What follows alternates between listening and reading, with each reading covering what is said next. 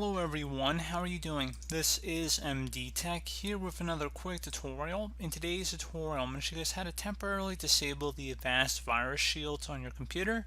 So if for whatever reason you maybe want to run a program or application, or you are doing some sort of activity and you just don't want it running, in today's tutorial I'm going to show you guys how to temporarily turn it off.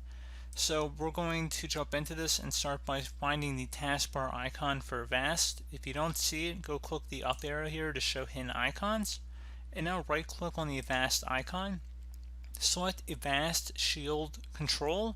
And then you have the option to disable for 10 minutes, 1 hour, until computer is restarted, or permanently. And then once you made your selection, now it should be about it. And that's pretty much it, guys. So as always, thank you for watching. I do hope I was able to help you out, and I do look forward to catching you all in the next tutorial. Goodbye.